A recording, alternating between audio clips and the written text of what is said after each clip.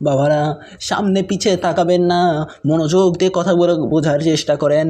আজকে আপনার আমার মাঝে আল্লাহর ভয় না থাকার জন্য, রাসূলের প্রেম না থাকার জন্য আজকে আমরা বিভিন্ন প্রকার খারাপ কাজের ভিতরে লিপ্ত হয়ে যাই।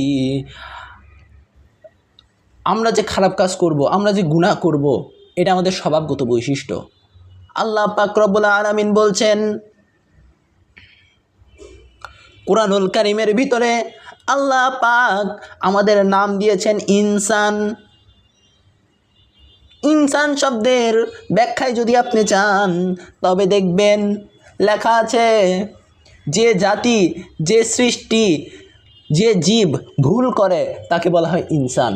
আমরা মানুষ, আমরা ভুল করব, 1000 বার ভুল করব, 1000 বার আল্লাহর রহমতের দরিয়ার কদম ধরে পড়ে থাকবো, আল্লাহ ভুল করেছি মাফ করে দাও।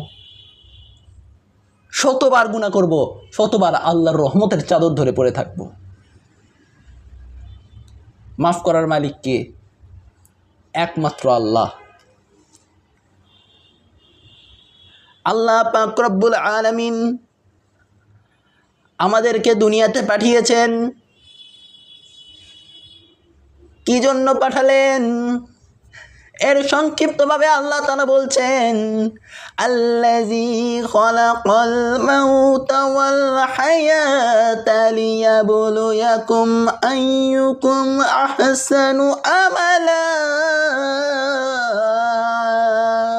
আমি তোমাদেরকে দুনিয়ার মাঝে পাঠিয়েছি পরীক্ষা করার জন্য। আমি দেখব তোমরা কে উত্তম আমল করো, তোমরা কে উত্তম আমল করো, আমি আল্লাহ সেটা দেখব। আল্লাহ তাআলা সূরা বাকারার ভিতরে আরেক জায়গার মধ্যে বলছেন, আমানু কামা আমানান নাস। ঈমান আনলে ঈমান আনো সাহাবীদের মতো, ঈমান আনলে ঈমান আনবা সাহাবীদের মতো করে। সাহাবীদের ঈমান কেমন ছিল? তার আগে কোরআনের আরেকটা আয়াতের দিকে খেয়াল করেন, ওখানে আল্লাহ পাক রব্বুল আলামিন বলছেন, মুসলমান না হয়ে কবরে এসো না, মুসলমান না হয়ে কবরে এসো না। মুসলমান কিভাবে হওয়া যায়? মুসলমান হতে গেলে আপনার ঈমান থাকা লাগবে। ঈমান কিভাবে? ঈমান জিনিসটা কি? ঈমানের মূল জিনিস হলো আল্লাহ এবং তার রাসূল সাল্লাল্লাহু আলাইহি ওয়াসাল্লামকে বিশ্বাস করা, তাদের প্রতি ঈমান আনা। বুখারী শরীফের 15 নম্বর হাদিসের মধ্যে পাওয়া যায়, وعن أبو هريرة رضي الله تعالى عنه قال رسول الله صلى الله عليه وسلم لا يؤمن أحدكم حتى أكون أحب إليه من والده وولده والناس أجمعين।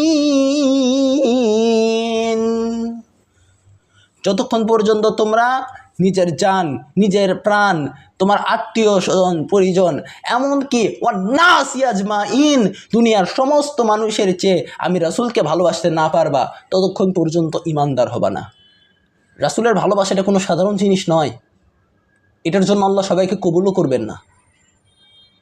সাহাবী নামাজ পড়ছেন, এমনি সময় জিহাদের ডাক আসলো। আল্লাহ রাসূল সাল্লাল্লাহু আলাইহি ওয়াসাল্লাম বললেন, এই আমার মুজাহিদেরা, এই আমার সাহাবীরা, তোমরা কারা দ্বীন ইসলামের জন্য জীবন দিতে চাও আমার সামনে দাঁড়িয়ে যাও। সব সাহাবী একসাথে বললেন, লাব্বাইক ইয়া রাসূলুল্লাহ। কিন্তু এক সাহাবী সেই সময় নামাজ আদায় করছিলেন, তিনি কোনো সাড়া দিলেন না। ওই সাহাবী নামাজের সালাম ফিরানোর পর আল্লাহ রাসূল সাল্লাল্লাহু আলাইহি ওয়াসাল্লাম বলছেন, এ সাহাবী, তুমি কেন আমার ডাকে সাড়া দিলে না? সাহাবী বলছেন, ইয়া রাসূলুল্লাহ, আমি নামাজ পড়ছিলাম, এই জন্য আমি আপনার ডাকে সাড়া দিতে পারি নাই। আল্লাহ রাসূল সাল্লাল্লাহু আলাইহি ওয়াসাল্লাম বলছেন, নামাজের ভিতরে থাকো অথবা যেই হালতে থাকো, আমার ডাক শুনলে সাথে সাথে সাড়া দিতে হবে। নামাজ আগে না নবী আগে? নামাজের ভিতরে থাকো অথবা যেই হালতে থাকো, নবীর ডাক আসা মাত্র সেই ডাকে সাড়া দিতে হবে। সূরা আনফালের 24 নম্বর আয়াত, আল্লাহ পাক রব্বুল আলামিন বলছেন, আল্লাহ এবং তার রাসূল সাল্লাল্লাহু আলাইহি ওয়াসাল্লাম যখন তোমাদেরকে ডাকবে, তোমার তার ডাকে সাড়া দাও। এটা সবচেয়ে অবাক করা একটা আয়াত। আল্লাহ ডাকবে, আল্লাহ রসুল যখন ডাকবে, দুইজন একসাথে ডাকবে, আল্লাহ ডাকবে, আল্লাহ রসুলও ডাকবে। যখন ডাকবে তোমরা তার ডাকে সাড়া দাও। ডাকবে দুইজন, আল্লাহও ডাকবে, রসুলও ডাকবে। ডাকবে দুইজন, কিন্তু সাড়া দিবে একজনের ডাকে। আমরা কার ডাকে সাড়া দিব? প্রশ্ন আসে এটা, আমরা কার ডাকে সাড়া দেবো? এখানে আল্লাহ তাআলা নিজের পরিচয় তুলে ধরছেন। সবচেয়ে ছোট্ট একটা সূরা যেখানে আল্লাহ পাক নিজের পরিচয়টাকে সংক্ষিপ্তভাবে তুলে ধরেছেন। কুল হুয়াল্লাহু আহাদ আল্লাহুস সামাদ লাম ইয়ালিদ ওয়া লাম ইউলাদ ওয়া লাম ইয়াকুল লাহু কুফুয়ান আহাদ। কুল হুয়াল্লাহু আহাদ, আল্লাহ নিজের পরিচয় দিচ্ছেন। শুরুতে বললেন কুল। এই কুল দিয়ে আল্লাহ তার রিসালাতকে বোঝালেন। তাওহীদের পরিচয় জাহির হবে রিসালাতের মাধ্যমে। তাওহীদ, আল্লাহ পাক রব্বুল আলামিন নিজে এসে আমাদের কাছে তার পরিচয় তুলে ধরবেন না, রিসালাতের মাধ্যমে তাওহীদের পরিচয় জাহির হবে। আল্লাহ তাআলা নিজের পরিচয় দিচ্ছেন। কুল হুয়া, আল্লাহ নিজের নামের আগে হুয়া শব্দ ব্যবহার করলেন।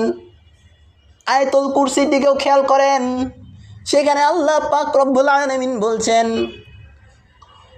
আল্লাহু লা ইলাহা ইল্লা হুয়া আল হাইয়ুল কাইয়্যুম। এখানে আল্লাহ হুয়া শব্দ ব্যবহার করলেন। হুয়া শব্দের অর্থ কি? হুয়া বলতে এমন একটা জিনিসকে বোঝায় যার অস্তিত্ব থাকবে কিন্তু আপনি তাকে দেখতে পাবেন না। হুয়া দিয়ে এমন একটা অবস্থাকে বোঝায় যার অস্তিত্ব থাকবে কিন্তু আপনি তাকে ছুঁতে পারবেন না, তার সাথে কথা বলতে পারবেন না, তার কথা আপনি শুনতে পারবেন না, তাকে বলা হয় হুয়া। আল্লাহও ডাকবে, রাসূলও ডাকবে, তুমি আল্লাহর ডাকে সাড়া দিতে পারবা না, তুমি কখনো তৌহিদি জনতা হতে পারবা না, তোমাকে রিসালাতের ডাকে সাড়া দিতে হবে। ডাকবে আল্লাহ, সাড়া দিতে হবে রাসূলের ডাকে, ডাকবে রাসূল, সাড়া দিবে রাসূলের ডাকে। কোথায় তুলে দিলেন আল্লাহ রাসূলের শানকে? এখন এই জায়গাতেই সবচেয়ে বড় একটা প্রশ্ন চলে আসে, আমরা আল্লাহকে পাই নাই, আল্লাহকে দেখি নাই, আল্লাহর কথা আমরা শুনতে পাই নাই। আল্লাহকে দেখছেন রাসূল পাক সাল্লাল্লাহু আলাইহি ওয়াসাল্লাম, আল্লাহকে দেখার দলিল হযরতে মুহাম্মদুর রাসূলুল্লাহ সাল্লাল্লাহু আলাইহি ওয়াসাল্লাম। এখন প্রশ্ন, রাসূল পাক সাল্লাল্লাহু আলাইহি ওয়াসাল্লাম শরীয়তে পর্দার আড়াল করেছেন সেই 1450 বছর আগে, তাহলে আমরা রাসূল পাক সাল্লাল্লাহু আলাইহি ওয়াসাল্লামকেও পাইলাম না, আমরা কার কথা মানব, কার ডাকে সাড়া দিব, আমরা কিভাবে তাহলে দিন ইসলামের উপরে থাকব? এর জবাব আল্লাহ তাআলা রব্বুল আলামিন সুন্দরভাবে কোরআন শরীফের ভিতরে দিচ্ছেন। সূরা নিসা 49 নম্বর আয়াত, আল্লাহ পাক রব্বুল আলামিন বলছেন, তোমরা আল্লাহর গোলামি করো, আল্লাহর তাবেদারি করো, রাসূলের তাবেদারি করো এবং উলিল আমরদের তাবেদারি করো। উলিল আমর কারা? উলিল আমর বলতে অনেকগুলা অর্থ বোঝায়, অনেকগুলো ব্যাখ্যা রয়েছে। এই ব্যাখ্যার ভিতরে কিছু ব্যাখ্যা আমি আপনাদেরকে শোনাই। ইমাম কাসির রাহমাতুল্লাহি আলাইহি মাযহাবের ইমামগণের কথা বলেছেন, এরপর জামানার বড় বড় আল্লাহর ওলিদের কথা বলেছেন। এরপর এই উলিল আমর দিয়ে বোঝানো হয়েছে আল্লাহর ওলি যারা, আব্দুল কাদের জিলানী রহমাতুল্লাহি আলাইহি, খাজা মঈনুদ্দিন চিশতি রহমাতুল্লাহির মতো বড় বড় আল্লাহর ওলিদেরকে বোঝানো হয়েছে।